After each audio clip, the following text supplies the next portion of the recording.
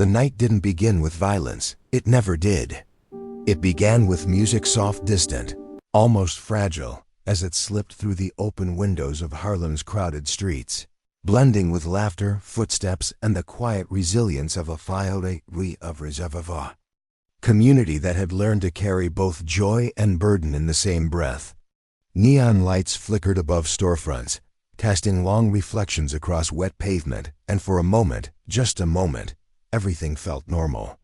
Inside a modest apartment, above 135th Street, a young boy stood near the window, watching the city like it was something alive. His name wasn't important to the world beyond Harlem, but here, he was known for his quiet smile, known for helping neighbors carry groceries, known for the way he spoke to elders with a respect that felt older than his years. He was Bumpy Johnson's nephew, but more than that, he was a piece of something hopeful. And hope, in places like Harlem, was never taken lightly. Across the city, in a room that carried a different kind of silence, Bumpy Johnson sat at a small wooden table, his hands resting calmly in front of him. There were men around him, some loyal, some uncertain, but none of them spoke unless spoken. Two, because when Bumpy was quiet, the room listened. He wasn't a man who filled space with noise. He filled it with presence. A cigarette burned slowly between his fingers, untouched for long stretches, as if even time itself waited for him to decide when it would move forward. His eyes were steady, not fixed on any one person, but aware of everything. He didn't need to ask for control. It existed around him, naturally, like gravity. Someone finally spoke, cautiously. "There's tension tonight." Bumpy didn't look up. "There's always tension," he replied, his voice low, measured, almost calm enough to be mistaken for indifference. But it wasn't indifference. It was understanding. Because tension, in Harlem, didn't arrive suddenly. It built slowly, quietly through looks, through words unsaid, through the weight of things people had learned not to challenge. And when it finally broke, it didn't ask for permission. That same night, just a few blocks away, the air shifted. It wasn't loud, not at first. A car slowed where it didn't need to. Doors opened where no one had been waiting. Shadows moved, in a way that didn't belong to the rhythm of the street. And then silence, the kind of silence that feels wrong.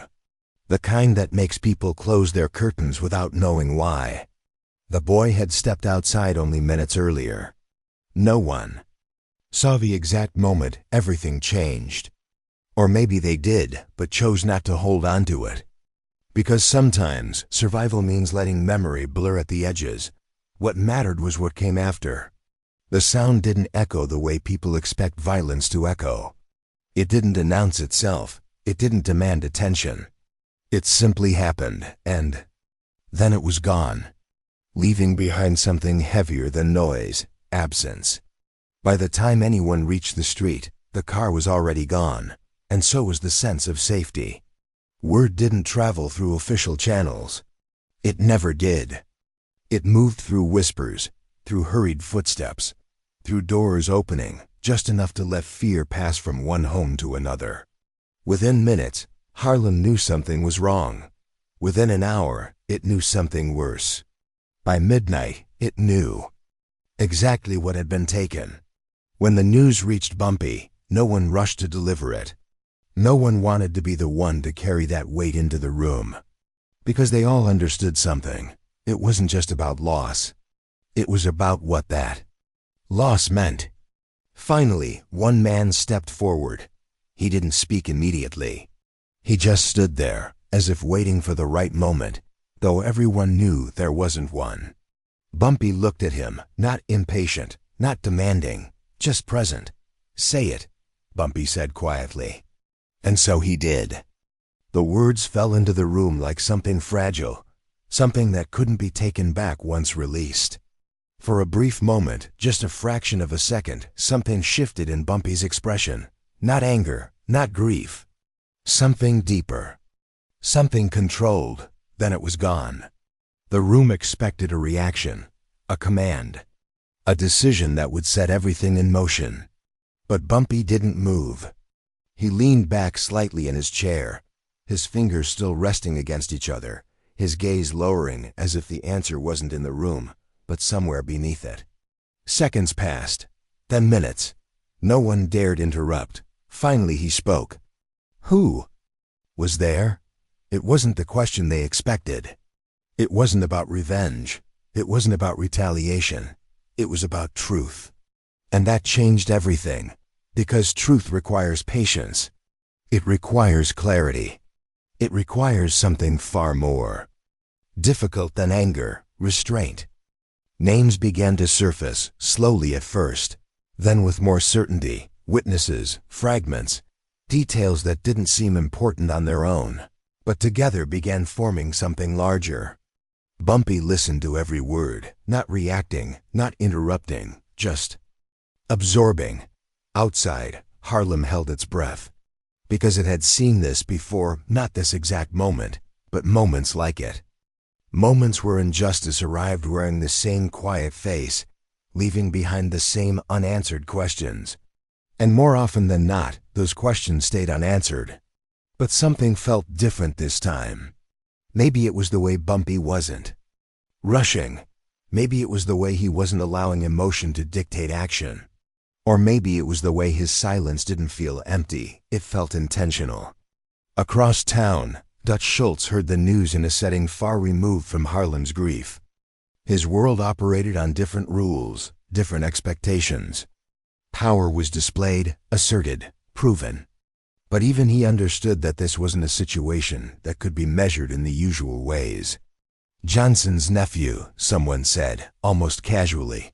Dutch didn't respond immediately. He stared at the glass in his hand, watching the liquid settle as if it held an answer he hadn't yet decided to accept. And, he finally asked, "They're saying it was deliberate." That word lingered. Deliberate. Not random, not accidental. Not something that could be dismissed or explained away. Dutch leaned back, exhaling slowly. Then Harlem won't stay quiet. The man across from him nodded. "You think Johnson will act?" Dutch's expression didn't change, but his eyes sharpened slightly. "He'll do something," he said. "The question is, what kind of something?" Because men like Bumpy Johnson didn't react, they responded. And there's a difference. A difference that can't always be seen immediately, but can always be felt once it unfolds. Back in Harlem, the night stretched longer than usual. People didn't sleep, not really. Lights stayed on in places that normally went dark. Conversations continued in low tones, careful and measured. Everyone was waiting, not for answers, but for movement. And Bumpy? He remained exactly where he had been, not frozen, not lost, waiting, because sometimes the most powerful move is the one you don't rush into. As dawn began to touch the edges of the city, casting pale light over streets that had witnessed too much and said too little, Bumpy finally stood. The room straightened with him. No speech, no announcement. Just a simple, quiet instruction. Bring me everyone who saw anything. Not suspects. Not targets, witnesses. Because before anything else, before action, before resolution, before justice, there had to be truth. And Bumpy Johnson wasn't interested in noise. He was interested in something far more dangerous, clarity. Outside, Harlem slowly came back to life, but something had changed. Not loudly, not visibly, but undeniably. Because for the first time in a long time, it didn't feel like something had ended. It felt like something had begun. And somewhere, in places that had once operated without consequence, a quiet realization started to take shape.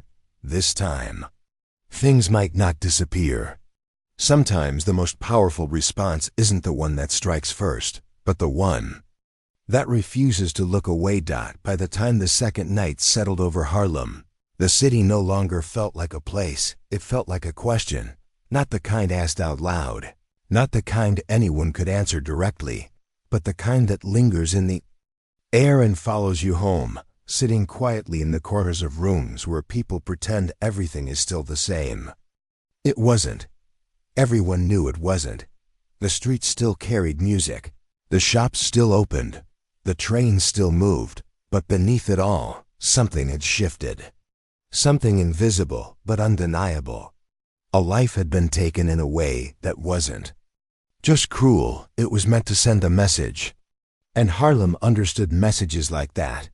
It had lived with them for years, wrapped in silence, disguised as incidents, buried beneath systems that preferred not to see too clearly. But this time, the silence didn't feel like surrender, it felt like preparation. Bumpy Johnson didn't step outside much that day. Not because he was hiding, but because he didn't need to be seen to be present. The apartment had become something else entirely, a place where people arrived quietly, one by one, each carrying a piece of something they weren't sure they should be holding. Fear, memory, truth. And Bumpy received all of it the same way, without interruption, without judgment, without urgency.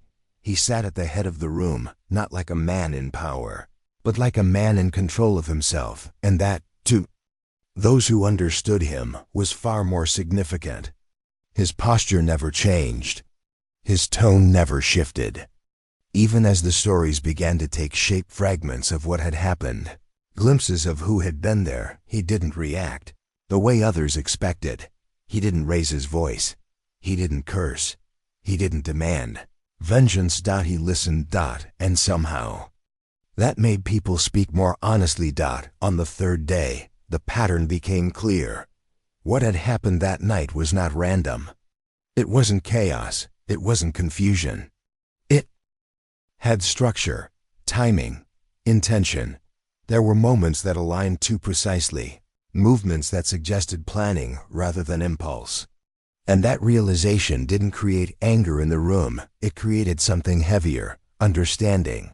A young man, barely in his 20s, spoke with hesitation, his voice uneven but determined.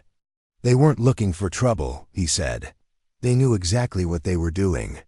Bumpy's eyes lifted slightly, not sharply, not dramatically, just enough to acknowledge the weight of the words. Did they see you? Bumpy asked. The young man swallowed. I don't think so. Bumpy nodded once. Then speak clearly. That was it. No reassurance, no false comfort.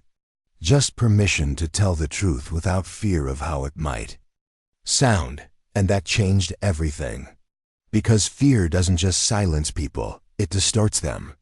It makes them unsure of their own memory, their own voice. But in that room, under Bumpy's quiet authority, something began to settle. People spoke more directly, more precisely. They stopped guessing and started remembering. Outside, Harlem was watching. Not openly, not dramatically, but carefully. The barbershop conversations grew quieter, more focused. Church gatherings lingered longer than usual. People who normally avoided each other's business began sharing glances that said more than words ever could. It wasn't unity in the way outsiders might recognize. It was something deeper, something older. Collective awareness. Dutch Schultz, sitting miles away in a world that rarely paused to reflect, found himself unsettled in a way he couldn't easily explain. He had expected movement by now, something loud, something decisive, something that would fit the pattern. He understood, but Bumpy hadn't followed that pattern. He had broken it. No retaliation? One of Dutch's associates asked, almost confused. Nothing?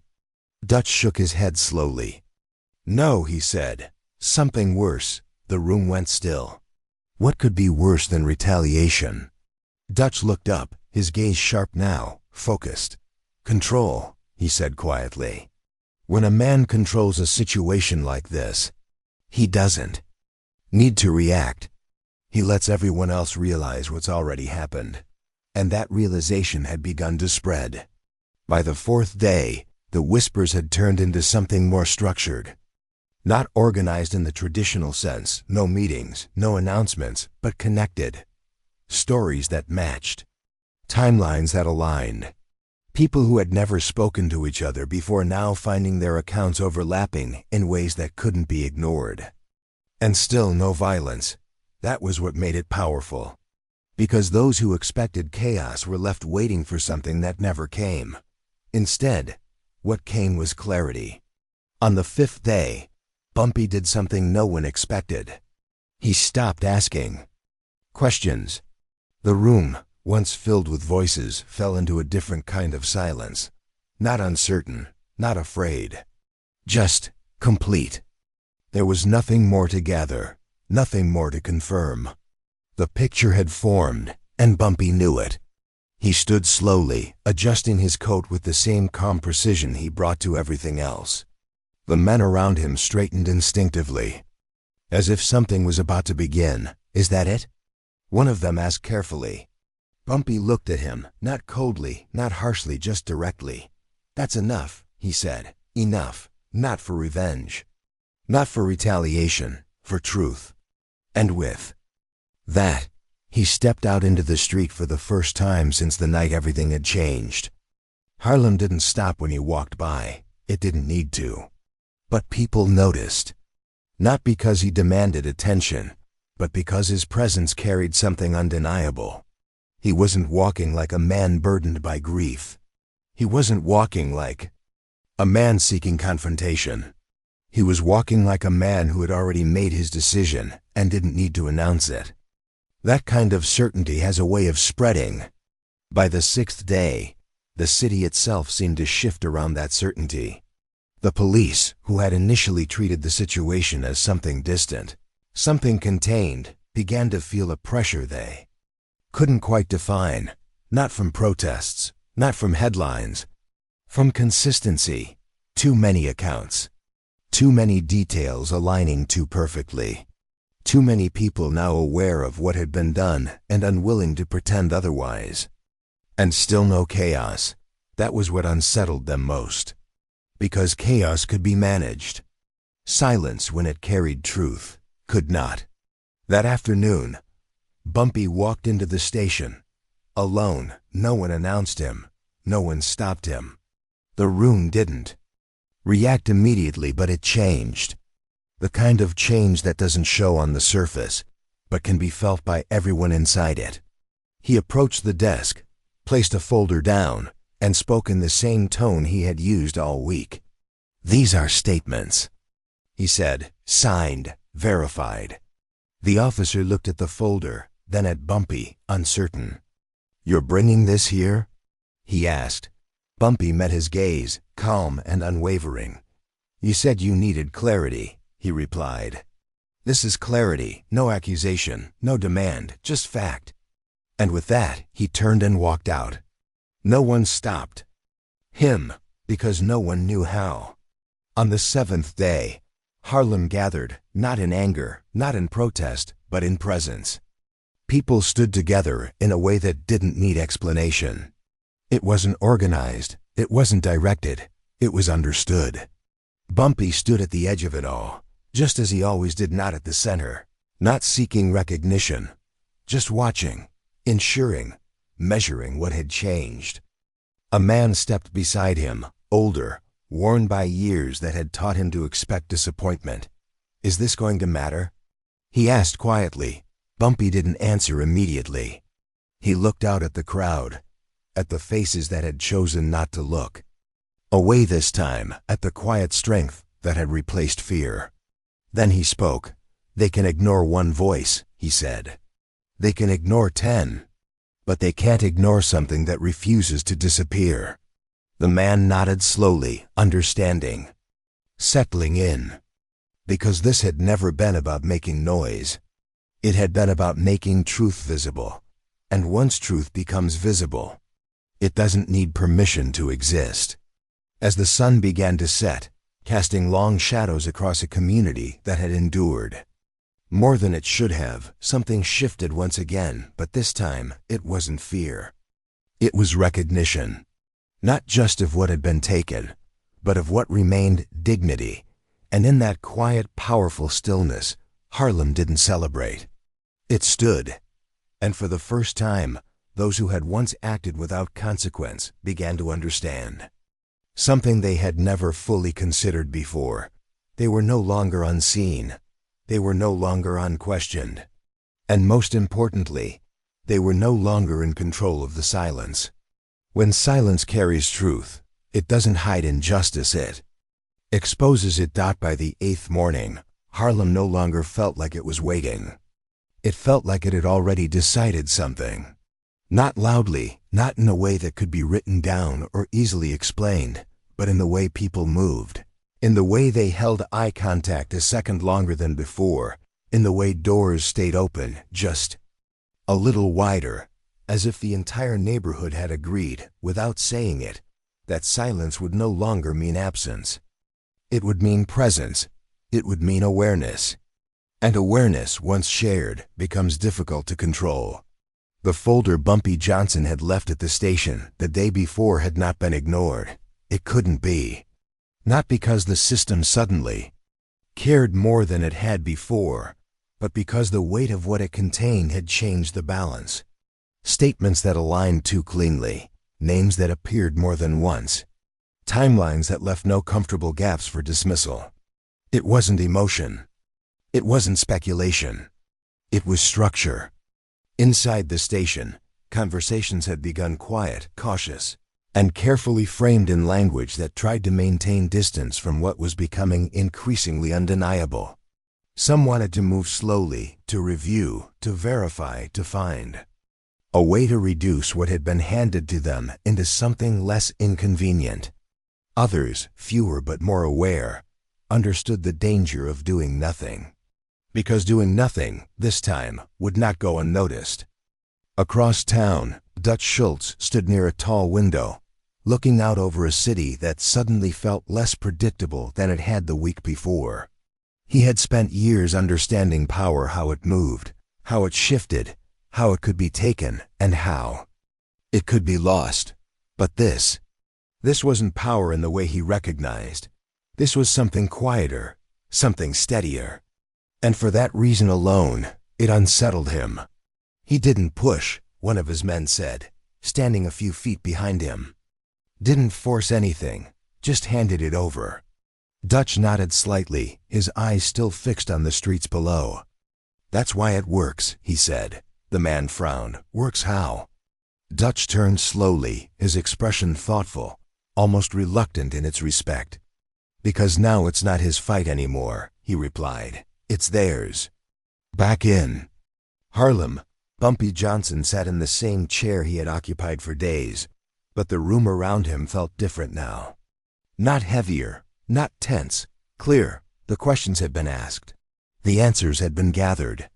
And now, there was nothing left to search for, only something to observe.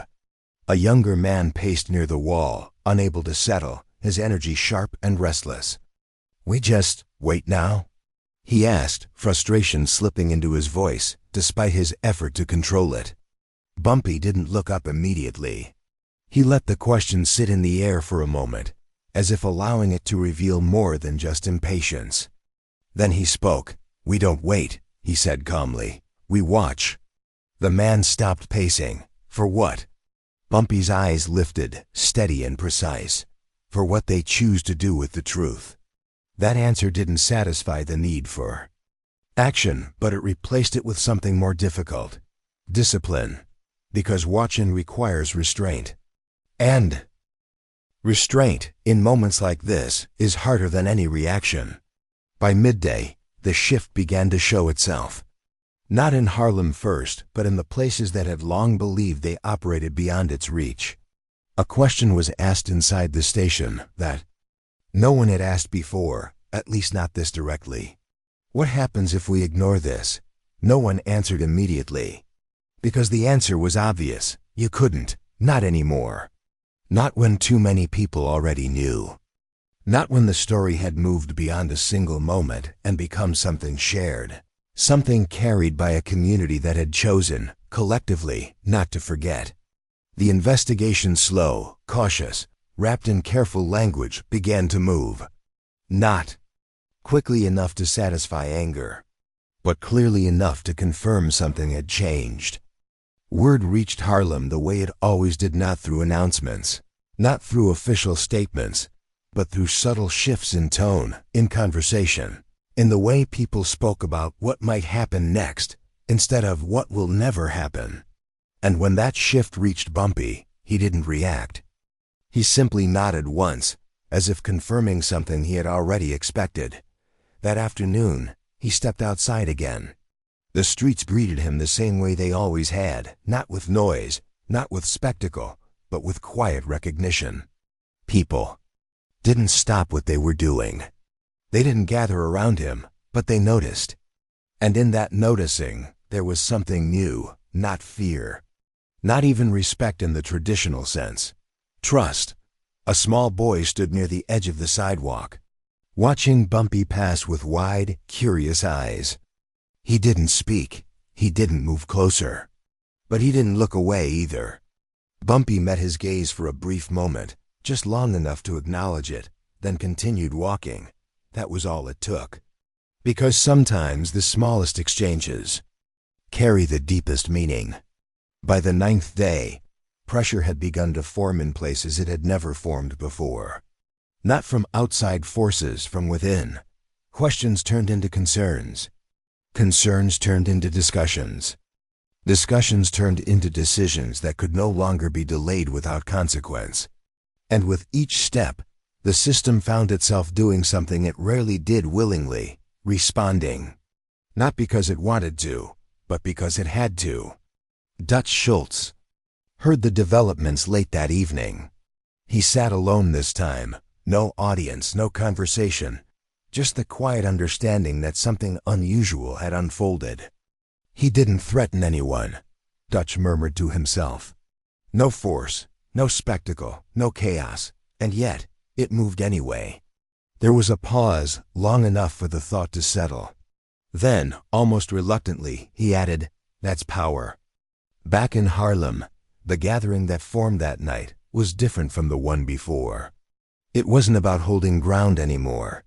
It was about witnessing change. People stood together again, but this time, there was something else in the air, something lighter, though still grounded in the weight of what had brought them there. Not celebration, but recognition. Recognition that something had shifted in a way that could not easily be undone. Bumpy stood where he always did at the edge, observing, measuring, ensuring that what had been gained was not lost to complacency or distraction. A man approached him, younger than most, his expression a mixture of relief and disbelief. "They're moving on it," he said. "They actually are." Bumpy looked at him, not surprised, not impressed, just steady. "They should," he replied. The man hesitated. "You think it'll change things?" Bumpy's gaze moved past him, out toward the crowd, toward the city that had watched, waited, and finally responded. "It already has," he said, and that was the truth. Because change doesn't always arrive in dramatic moments. Sometimes it arrives in quiet shifts, in decisions that are made because they can no longer be avoided, in systems that begin to adjust not out of kindness, but out of necessity, and in communities that realize, perhaps for the first time in a long time, that their voice, when unified, when grounded in truth, carries further than they were ever led to believe. As the night deepened, Harlem didn't erupt into celebration. It didn't need to. It stood in something far more powerful. Dignity restored, not fully, not perfectly, but undeniably.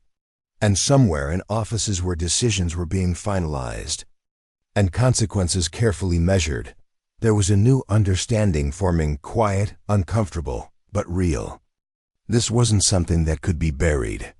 This wasn't something that could be dismissed. This had been seen. And once something is truly seen, it changes everything that comes after. Bumpy remained where he was until the crowd began to thin, until the energy settled back into something closer to calm. Only then did he turn to leave, his expression unchanged, his pace steady. Because for him, this had never been about recognition. It had been about resolution. Not loud, not forceful, but lasting. And as he walked away, Harlem didn't follow. It didn't need to. Because what he had set in motion was no longer his. Alone, it belonged to everyone who had chosen not to look away. When truth is seen by many, it no longer asks for justice, it begins to create it. By the 10th day, Harlem was no longer holding its breath. It was breathing differently, not freely, not yet, but with a steadiness that hadn't existed before, as if something deep within the community had realigned itself. The fear that once crept through conversations like an uninvited guest hadn't disappeared, but it no longer led. It followed now, quieter, uncertain, as though it had finally met something stronger than itself.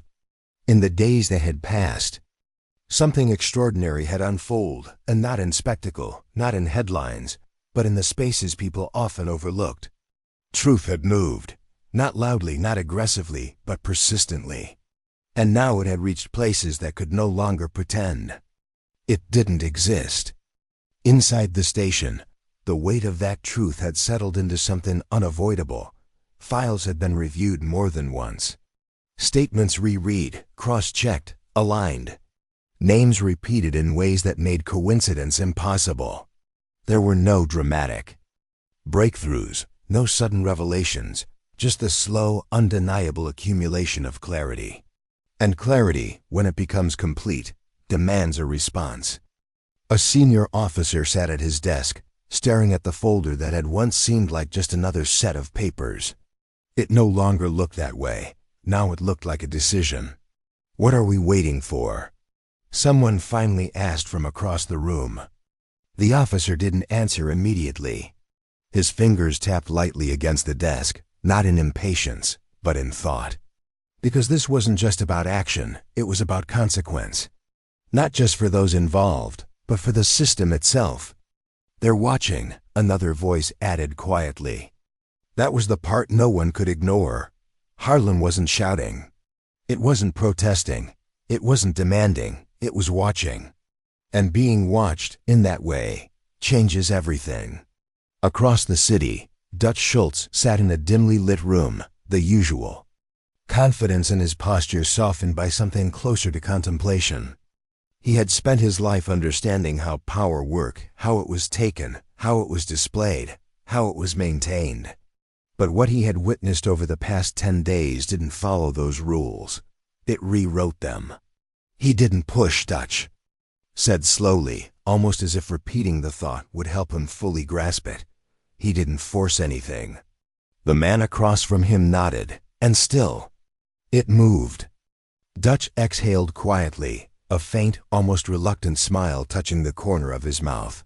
"That's because he didn't try to control the outcome," he said. "He controlled the truth." And that, more than anything, was what had shifted the balance. Back in Harlem, Bumpy Johnson stood by the same window where he had spent so many hours in silence. The city stretched out before him, unchanged in its structure, but different in its energy. He didn't need updates. He didn't need reports. He understood the rhythm of what had been set in motion. A man entered the room behind him, hesitant but hopeful. "They're close," he said. "You can feel it." Bumpy didn't turn. "Feeling isn't enough," he replied calmly. "What matters is what they choose to do." The man stepped closer. "And if they do nothing?" Only then did Bumpy shift slightly, his gaze still forward, but his voice carrying a quiet certainty. "Then they'll be seen doing nothing," he said. That was the difference now. Before, silence had protected inaction. Now it exposed it. By the 11th day, the decision came.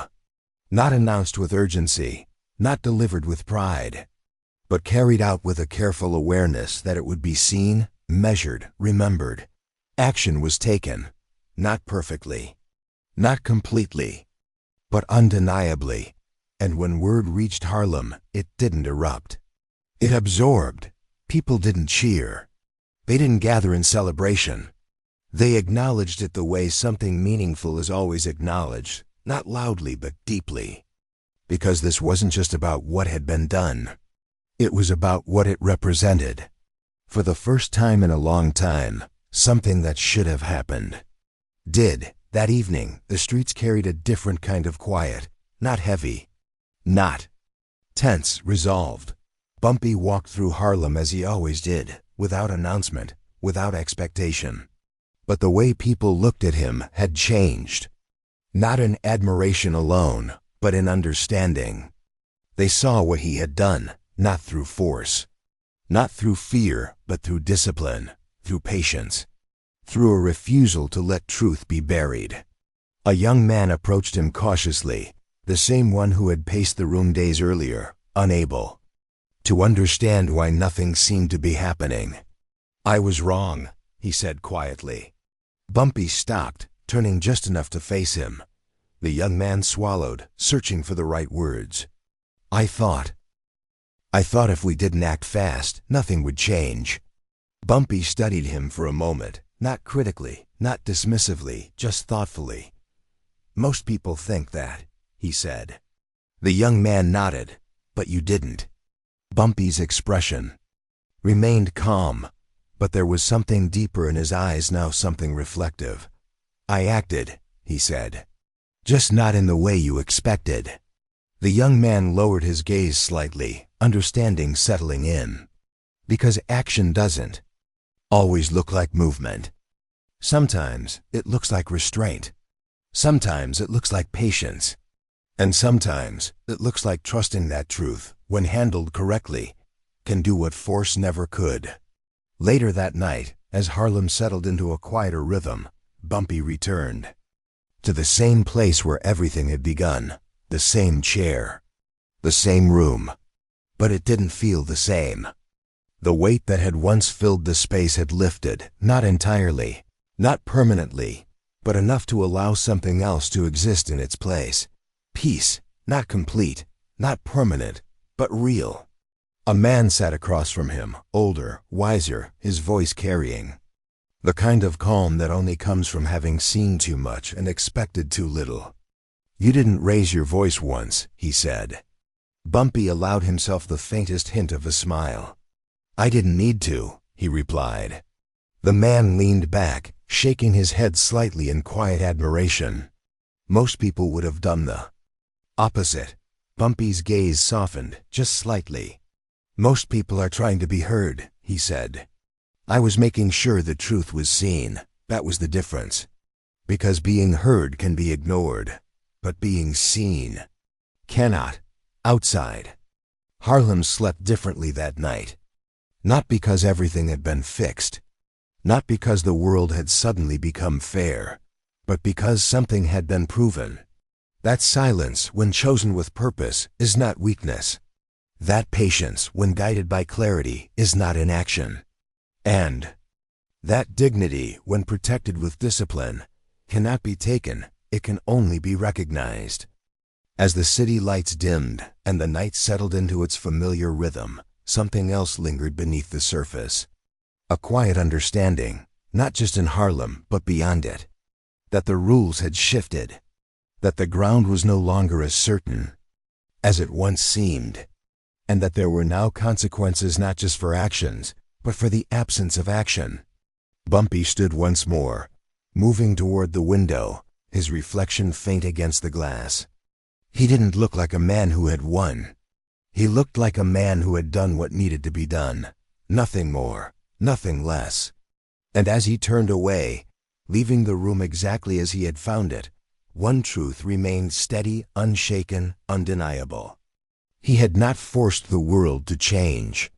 He had simply made it impossible for the world to pretend it didn't need to. In the end, they didn't stop because they were forced to. They stopped because, for the first time, they understood.